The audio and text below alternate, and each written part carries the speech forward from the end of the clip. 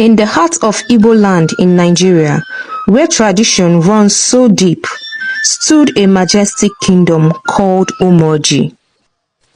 This great kingdom was ruled by a mighty king called Eze Iduma. His reign was marked by wisdom, justice, and a deep connection with his people.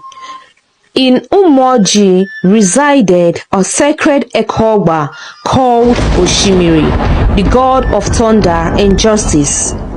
Oshimiri was the guardian spirit of the village, a symbol of peace and prosperity. Eze Iduma had 2 wives, as was customary for a man of his status. The wives of Igwe Iduma were particularly esteemed. Isiaku, the first wife, was a woman of great beauty and virtue. She was very hardworking, gentle, and a very kind woman. The second wife, Nnuego, was very attractive and bold.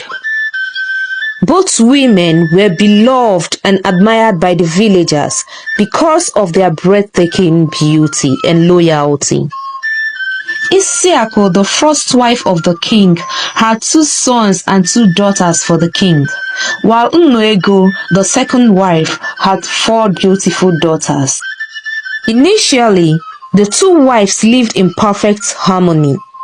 They were best of friends, sharing laughter, secrets, and dreams. However, as years passed, a sinister seed of jealousy began to take root within Nnuego's heart, because the king's affection for Isiaku grew stronger with each passing day. Eze Iduma was always filled with joy whenever he ate from Isiaku's plate of food, but always had something bad to say about that of Nnuego. Nnuego watched with bitterness as the king and Isiaku shared moments of joy and affection, moments that she yearned for but could hardly attain. She sought her mother's advice, who told her to sit with the king one-on-one and tell him that which bothers her. She also advised Nnuego to put more effort in her cooking skills.